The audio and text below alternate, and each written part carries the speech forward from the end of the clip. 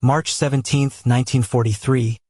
I remember that day like it was yesterday, even though it was over 80 years ago. I was sitting in my small, wood-paneled office tucked away in a quiet corner of London's Admiralty building, nursing a lukewarm cup of tea, when a single sheet of paper landed on my desk.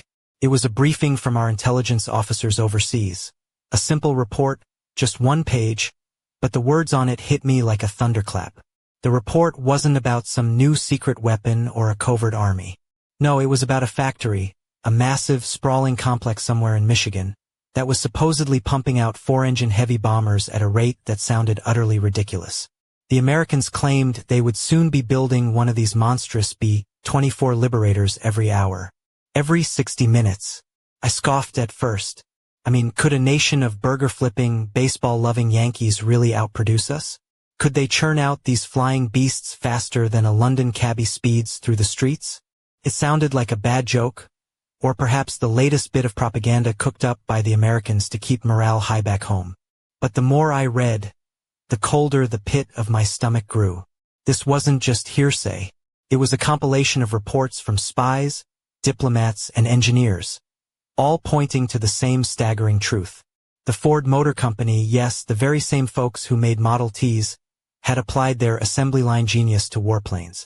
They'd turned the B-24 into a product on a conveyor belt.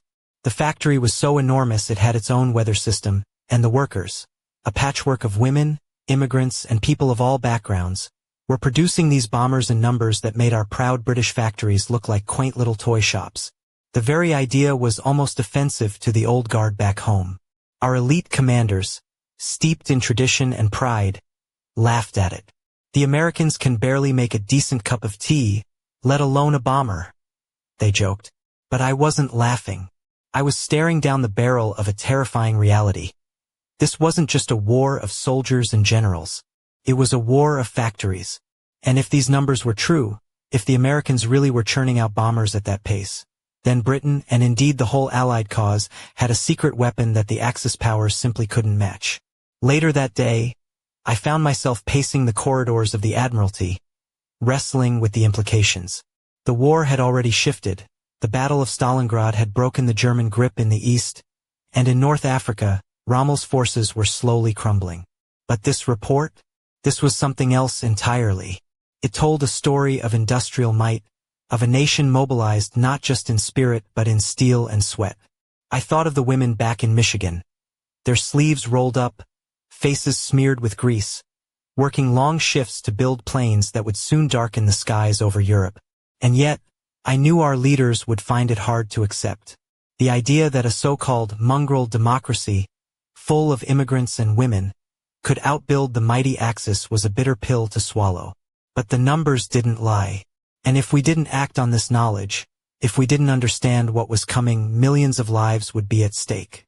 That night, as I lay awake listening to the rain tapping against the window, I wondered, could one man's stubborn refusal to see the truth change the course of history? Or was the fate of nations sealed not in grand battles but in moments like this? A quiet office, a single page, and the terrifying power of cold, hard facts. Little did I know, this report was just the beginning of a story that would shake the very foundations of the war, and challenge everything we thought we knew about victory and defeat. I was never one for grand speeches or stirring declarations, but that day, I realized I had to do more than just read the report and stew in silence. The next morning, I arranged a meeting with Sir Charles Pembroke, the head of the Air Ministry, a man who, despite his stiff upper lip and impeccable tailoring, had a mind sharp enough to grasp the gravity of the situation. Sir Charles was a tall, lean man with a perpetually furrowed brow, his silver hair always perfectly combed back, and a penchant for three-piece suits that seemed to swallow his lanky frame. He carried an air of old-world dignity, but beneath that, I sensed a man who had seen too many wars and dreaded the arrival of a new kind of one. I laid the report out on his polished oak desk.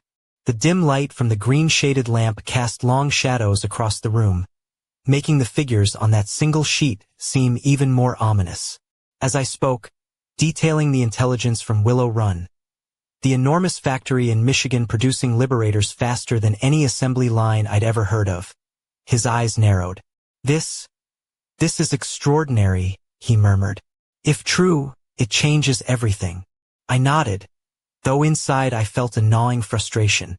The question is, will they believe it? Our own commanders dismiss it as fantasy. They think it's American bravado or propaganda. But the numbers don't lie, Charles. They're building an air force that could smother us. He sighed, running a hand through his silver hair. You know how it is. The higher-ups have their faith in traditional tactics and the Luftwaffe's supposed supremacy. They won't want to hear that their assumptions are wrong. Couldn't help but smirk. You mean the same Luftwaffe that still thinks their Messerschmitts can outfly everything? They're in for a rude awakening. We shared a brief, ironic laugh, but the mood quickly sobered. The war was no longer just about dogfights and daring raids. It was about factories pumping out machines of death at a pace that defied belief. And the Americans had cracked the code. Later that afternoon, I visited the war room, a vast chamber filled with maps, blinking lights, and officers barking orders. The air was thick with cigar smoke, the sharp scent mingling with the hum of strategy and desperation. I caught sight of General Aldridge, a burly man with a square jaw and a habit of chewing on his pipe, striding confidently past a group of junior officers. I approached him, flashing the report. General, you need to see this. The Americans are producing bombers faster than we can count. He glanced at the paper dismissively. Nonsense. Our intelligence has shown the Luftwaffe still holds the skies. These stories of assembly lines churning out planes every hour? Fairy tales for the press. I bit back a retort. General, with all due respect, our spies have confirmed it. It's not fiction. He shook his head, a smirk curling his lips. My dear chap, the war is won by skill and courage, not by numbers on a ledger. You'll see. I left the room with a sinking feeling.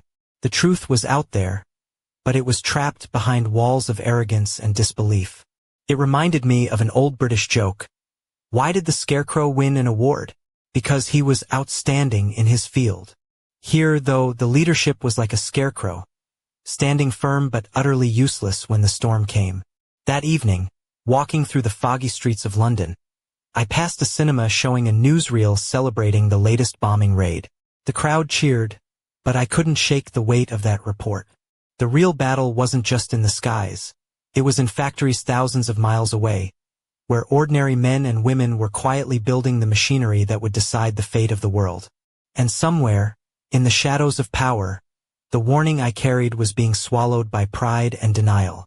Little did I know, this denial would soon cost more than just planes. It would cost lives, millions of them. As I turned down a narrow alley, a flicker of movement caught my eye. A figure slipped into the darkness, vanishing before I could call out. A chill ran down my spine.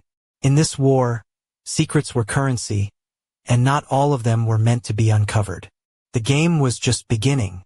The following morning, I found myself standing outside a grand townhouse in the quieter district of Westminster, the kind of place where polished brass door knockers gleamed in the cold spring sun, and the scent of freshly baked scones drifted faintly from nearby cafes. This was the residence of Lady Margaret Ashford, a striking woman known both for her sharp intellect and her impeccable taste in fashion. Tonight, she would be wearing a sleek emerald green dress that hugged her figure just so, paired with delicate pearl earrings that caught the light whenever she laughed. But today, beneath her elegant exterior, she was a key player in a game far more dangerous than any high society soiree. Lady Ashford was part of a covert circle I'd come to rely on. People who understood that the war wasn't just fought with bullets and bombs, but with information. She had friends in the right places, both here in London and overseas. She was the kind of woman who could slip into a room full of generals and have them eating out of her hand, all while casually sipping her tea and casting a glance that suggested she knew exactly where the bodies were buried. I stepped inside, the warm glow of the fireplace greeting me like an old friend.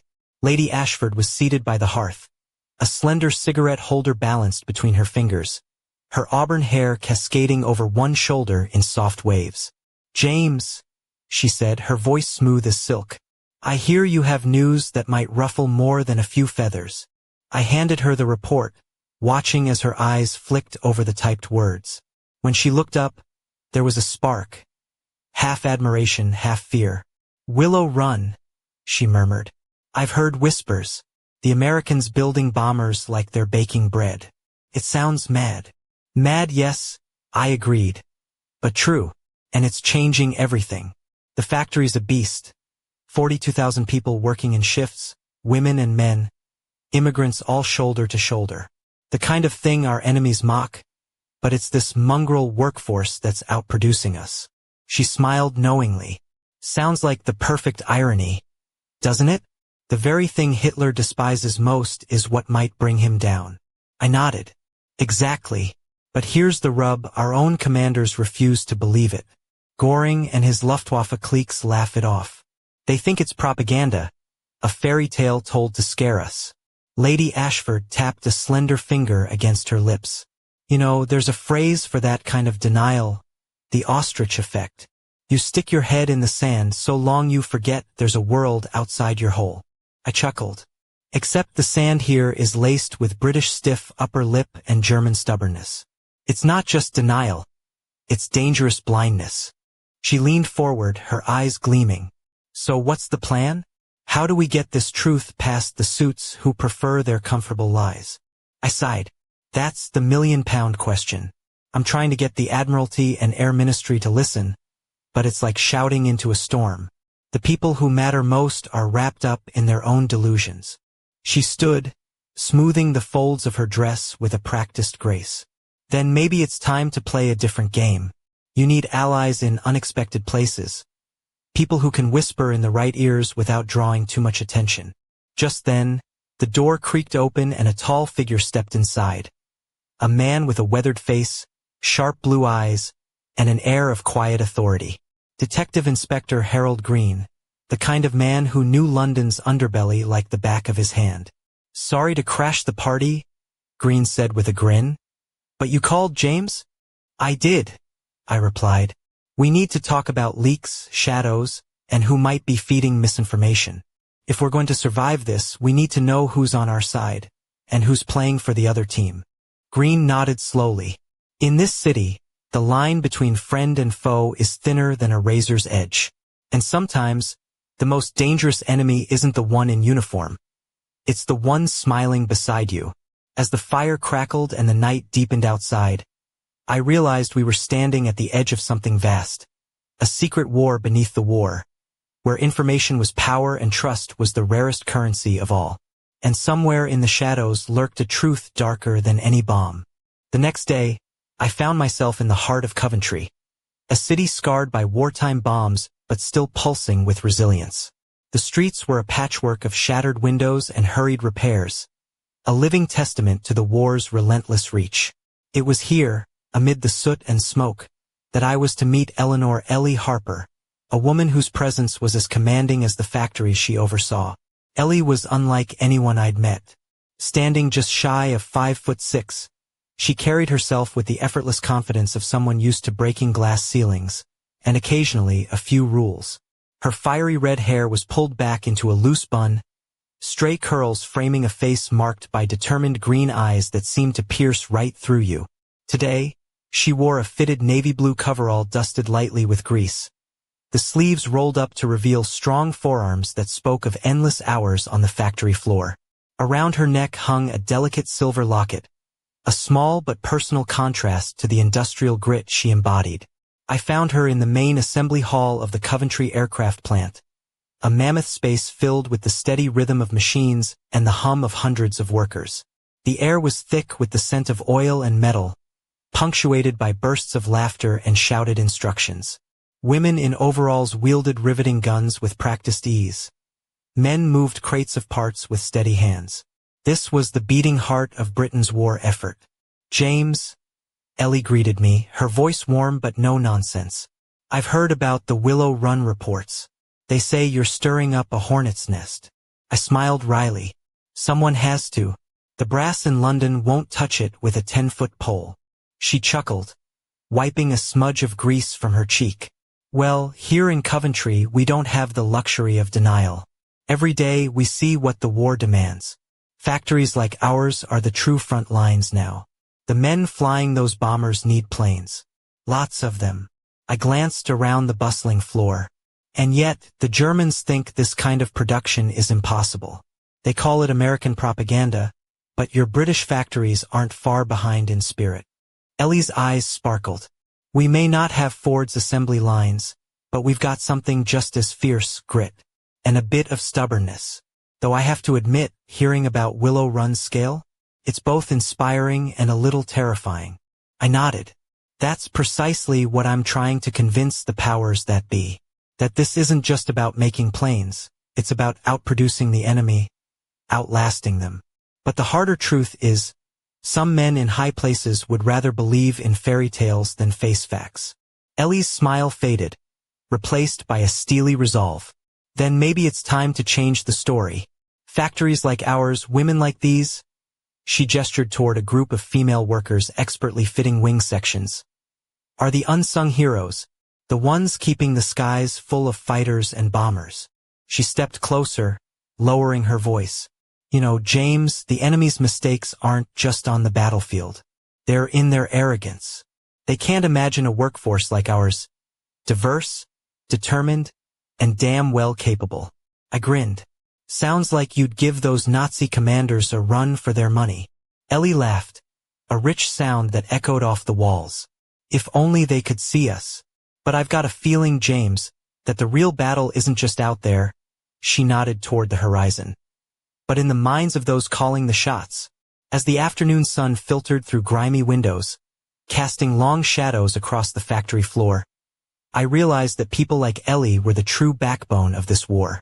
Not generals or politicians, but women and men rolling up their sleeves day after day, turning steel and sweat into the weapons of freedom. But even as hope stirred, a lingering question gnawed at me. If the truth about Willow Run was so devastating, why was it being buried? And who stood to gain from keeping it hidden? The answer, I feared, was a secret more dangerous than any bomb. That evening, back in London, I found myself navigating the labyrinthine corridors of Whitehall, where whispers carried more weight than orders, and every shadow seemed to conceal another secret. The walls were adorned with portraits of stern-faced statesmen, their eyes seeming to judge every move. I was on my way to meet Sir Reginald Hargrove, a man whose influence stretched through the very heart of Britain's war machinery. Sir Reginald was the epitome of British aristocracy. Tall, impeccably dressed in a tailored charcoal suit. His silver hair slicked back with precision, and a monocle perched just so over his right eye. His demeanor was that of a man used to control, used to commanding rooms without raising his voice. Yet beneath that polished exterior lurked a man wrestling with the crushing weight of decisions that could alter the course of history. As I entered his wood-paneled study, the scent of aged leather and pipe tobacco enveloped me. He gestured to a leather armchair opposite his massive mahogany desk, cluttered with papers and dispatches. James, he said, his voice smooth but edged with fatigue. I've been briefed on your concerns about Willow Run. Quite the tale, isn't it? I nodded, placing the report on his desk. It's no tale, Sir Reginald. It's a reality that our commanders refuse to face. The Americans are outproducing us, and the Germans. Their factories are factories of war, churning out bombers like clockwork. He sighed deeply, settling back into his chair. I'm aware. But you must understand the delicate balance we maintain here. Admitting such an overwhelming industrial advantage on their part risks shaking morale, both at home and among our allies. I frowned. But isn't the point of intelligence to confront reality, no matter how harsh? If we ignore the truth, we're handing victory on a silver platter. Sir Reginald's eyes narrowed slightly. Idealism is valuable, James, but so is pragmatism. The men in power, those who actually pull the strings, fear panic more than defeat. Sometimes, the public needs hope, not doom. I couldn't help but quip. Hope is grand, but it doesn't build planes, Sir Reginald. A brief smile tugged at his lips. Touché. But you must also realize, there are those who see this report as a threat to their own positions. The Luftwaffe brass ridicule it. They cling to their myths of air supremacy. And some in our own circles worry that acknowledging American production might undermine confidence in our strategies. I leaned forward, voice low. Confidence built on fantasy is like a house of cards in a gale. He nodded. Precisely. But shattering illusions is a dangerous game. The wrong word in the wrong ear can lead to chaos. There was a long pause, the ticking of an ornate clock filling the silence. Then Sir Reginald's gaze sharpened. Tell me, James, are you prepared for the consequences of pushing this truth? Not everyone welcomes inconvenient facts, especially when they threaten egos, careers, and national pride. I met his gaze steadily. I'm prepared to be ignored, dismissed, or worse. But I won't stand by while denial dooms us all. He regarded me thoughtfully. Admirable. And dangerous. You're not just fighting the enemy abroad, you're fighting the one within. Just then, a sharp rap at the door interrupted us. A young aide entered, whispering hurriedly to Sir Reginald. The older man's face darkened. A reminder, James, the war is not just fought on battlefields or in factories. It's fought in minds, in hearts, and in halls like this. Sometimes, the loudest gun is silence. As I left the study, the weight of those words settled heavily on me. The truth about Willow Run was a ticking time bomb, but the real explosion might come not from bombs in the sky, but from secrets buried deep within the corridors of power. Outside, the London fog had thickened, wrapping the city in its cold embrace. And somewhere, unseen, a shadow moved with purpose, watching, waiting, and ready to strike when the time was right. The following morning, I found myself in a dimly lit back room of a modest pub tucked away in a narrow street near the Thames. The air was thick with the scent of tobacco smoke and spilled ale, mingling with whispers that seemed to hang like a fog. This was a place where secrets changed hands as easily as pint glasses, and where I was to meet Tommy Lawson, a man whose reputation as a fixer and information broker was whispered about in equal parts awe and suspicion. Tommy was a stout fellow with a round face marked by a patchy beard and twinkling hazel eyes that missed nothing. His attire was unassuming, a worn leather jacket over a simple shirt, but there was an undeniable sharpness in the way he carried himself, the kind of man who could read a room with a glance and know exactly who was friend or foe. He greeted me with a grin, sliding a half-empty pint across the scarred wooden table. James, you always pick the darkest corners, don't you? What's the trouble this time? I leaned in, lowering my voice. I've got a report, American factories, Willow Run, producing bombers faster than any assembly line we've seen. But the powers that be are turning a blind eye. I need to know who's behind the silence. Tommy nodded slowly, taking a thoughtful sip. That kind of news makes waves, but waves don't always reach the shore. Sometimes, the folks at the top prefer smooth sailing, no matter the icebergs ahead. I raised an eyebrow. So who's steering the ship? And what are they afraid of? He chuckled dryly. Fear? Pride. Ego. A cocktail that dulls the sharpest minds. Goring and his Luftwaffe lot. Flamboyant, sure, but they're wrapped up in their own myths of invincibility. Admitting they're outmatched? That's like asking a cat to take a bath. I smiled despite myself. A bath the Reich can't avoid, whether they like it or not. Tommy's eyes gleamed. Exactly. But it's not just them. There's a tangled web in London, too. Some see the report as a threat to their grand plans, politicians, industrialists, even some in intelligence. Admitting American production superiority means admitting we need them more than we like to say. I frowned. So, the truth gets bottled up because of politics and pride? Politics, Tommy agreed. And worse, fear of change. The war's shifting, and not everyone's ready to adapt. Some still cling to old ways, old alliances, old ideas of who we are. He leaned closer, voice dropping to a conspiratorial whisper. Listen, James, you're not the only one hearing the whispers. There are those in the shadows, working to keep the truth buried. Spies, double agents, men who'd rather see the war drag on than admit defeat. I swallowed hard. And what about you? Where do you stand in this mess? Tommy shrugged, a rueful smile tugging at his lips. I stand where the information stands. And right now that means watching, waiting, and helping where I can. But be careful, mate. Dig too deep, and you might find yourself swimming with sharks.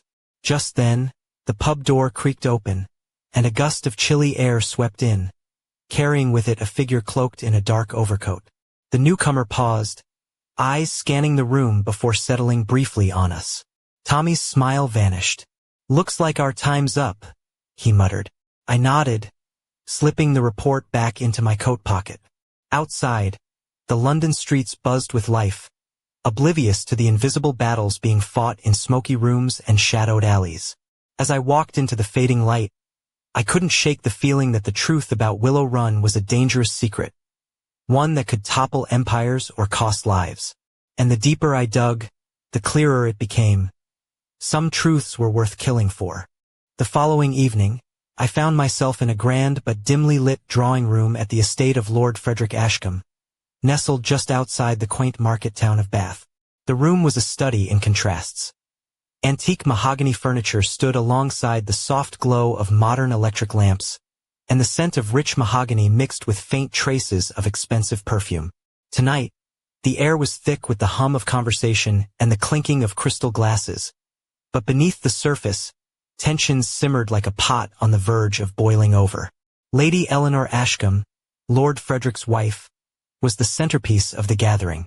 She was a vision of understated elegance in a deep sapphire gown that hugged her slender frame, the fabric shimmering just enough to catch the eye when she moved. Her dark hair was pinned up with a single silver comb shaped like a crescent moon, and around her neck hung a delicate pendant that glittered with sapphires to match her dress. There was a quiet strength in her expression, a subtle blend of grace and steel that made it clear she was no stranger to the undercurrents swirling through the room. I was here on invitation, though I suspected the real reason was less about politeness and more about testing loyalties. The Ashcombes were known for their connections, both to the highest echelons of government and to less savory elements lurking in the shadows. As I sipped my whiskey, I noticed a man approaching, a sharp-featured gentleman named Victor Langley, a senior official in the Ministry of Aircraft Production.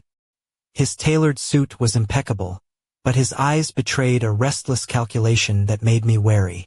"James," he said smoothly, offering a brief nod, "I hear you've been stirring the pot with your Willow Run revelations." I raised an eyebrow, just trying to make sure the right people hear the right truths.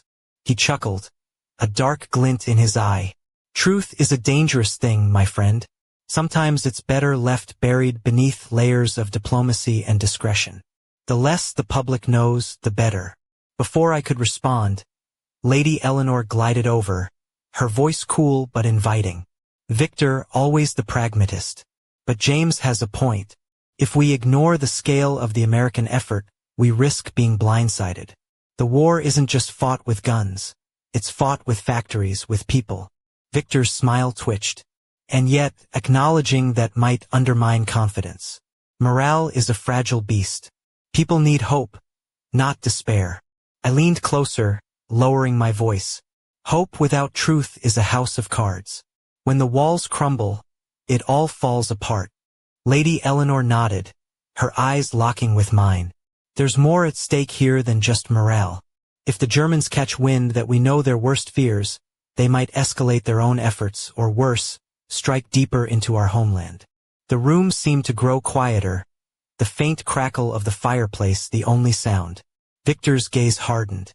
"And what do you propose, James?" "That we broadcast this intelligence to the world. That we admit we're on the back foot." I met his stare steadily. "No. But we need to prepare. Mobilize. Use this knowledge to outpace them. The Americans have shown us what's possible. We can't afford to ignore it." Lady Eleanor's voice dropped to a whisper. "And yet, there are those who would rather cling to myths than face reality. Dangerous myths that could cost us everything." As the evening wore on, I realized this gathering was more than a social call. It was a battleground of ideas, where truth, fear, and ambition clashed beneath polished veneers. And somewhere in the midst of it all, the fate of nations hung in the balance. Walking away from the estate under a starless sky, I couldn't shake the feeling that the greatest battles were not fought with bombs or bullets, but with secrets whispered in rooms like this, where alliances were forged and broken with a glance, and where one wrong word could unleash a storm. The question was, who would be the first to fall? A week later, I found myself aboard a chugging steam train bound for the industrial heartland of Sheffield.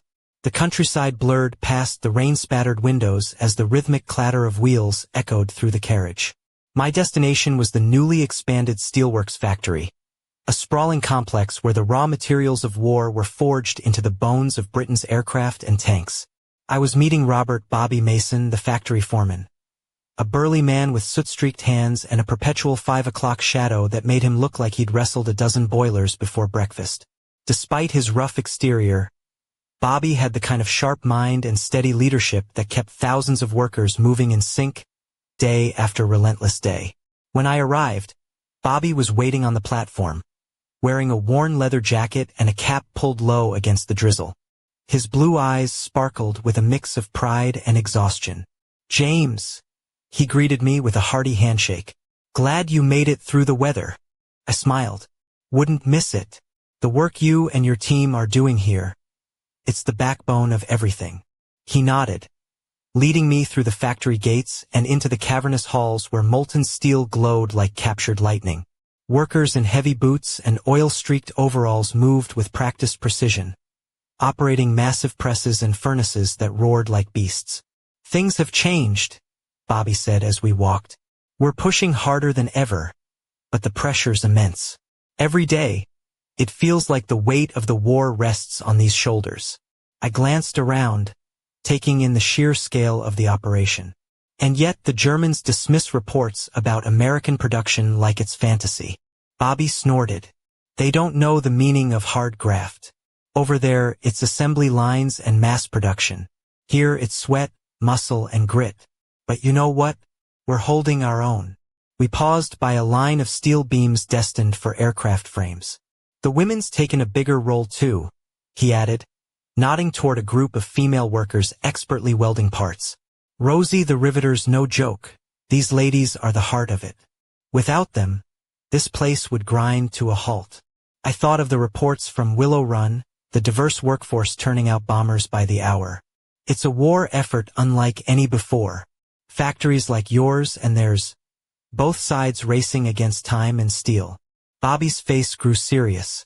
"The problem is, not everyone in charge wants to hear that. Some prefer to believe their own propaganda or worse, pretend the problem doesn't exist." I frowned. "So what happens when the tides turn, and the truth can no longer be ignored?" He gave me a wry smile. "That's when the real test begins. Factories like this don't just make steel, they make hope. And sometimes, hope is the only weapon you've got left." As the shift whistle blew, signaling the relentless rhythm of work, I realized that the war was as much a battle of endurance as it was of strategy. Thousands of hands, working in unison, were shaping the future, one rivet, one beam, one bomber at a time.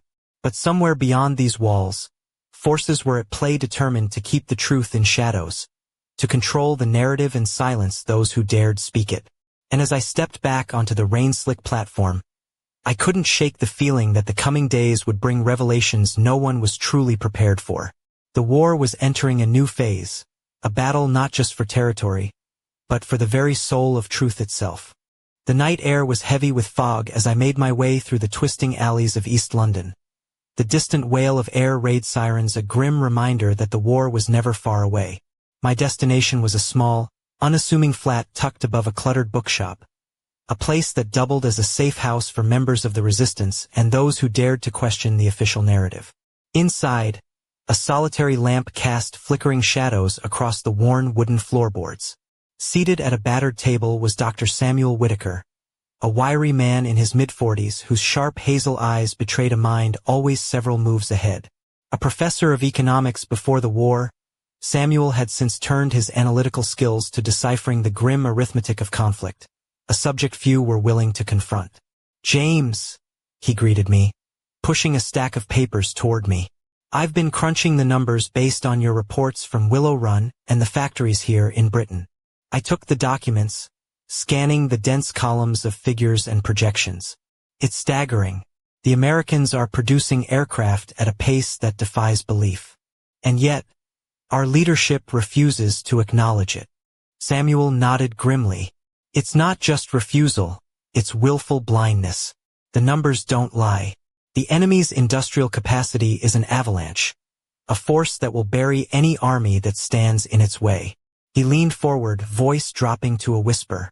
You see, James, wars aren't won by valor alone. They're won by production, steel, aluminum, oil. It's a brutal calculus. And right now, the equation favors the Allies. But our own side is trapped by ideology and pride, unwilling to accept the truth. I sighed. So what do we do? How do we break through this wall of denial? Samuel's eyes gleamed with a mix of hope and desperation. We spread the truth quietly but relentlessly. We arm the public with facts. The more eyes open, the harder it becomes for those in power to ignore reality. Just then, a sharp knock echoed at the door. Both of us froze. Samuel motioned for silence, and I slipped into the shadows as a figure slipped inside. A young woman with fiery red hair and eyes that burned with defiance. This was Clara Bennett, a courier and a symbol of the new generation refusing to be silenced. I have news, she whispered urgently.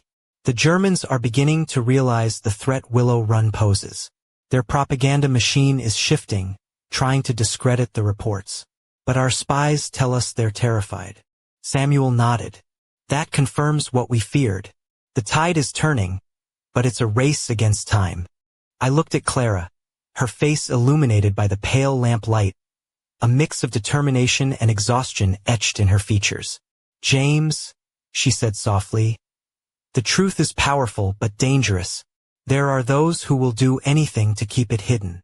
As the hours slipped away, we plotted our next moves in the shadows, knowing that every word, every secret passed along, was a small act of rebellion against the forces of denial and deception. Outside, the fog thickened, swallowing the city in a cloak of uncertainty. And somewhere, hidden in the darkness, a storm was gathering. One that would shatter illusions and lay bare the brutal arithmetic of war. The question remained: who would survive the coming reckoning?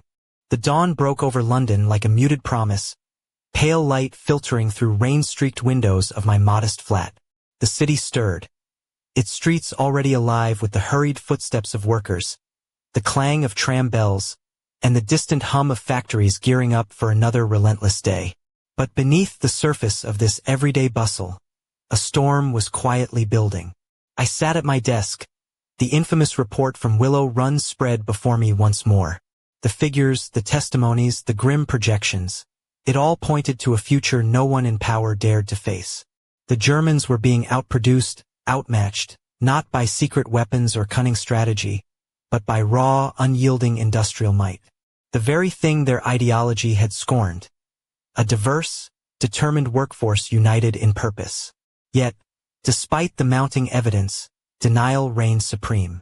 Hitler, cloistered in his wolf's lair, dismissed the report as Jewish propaganda, a personal affront to his grand vision.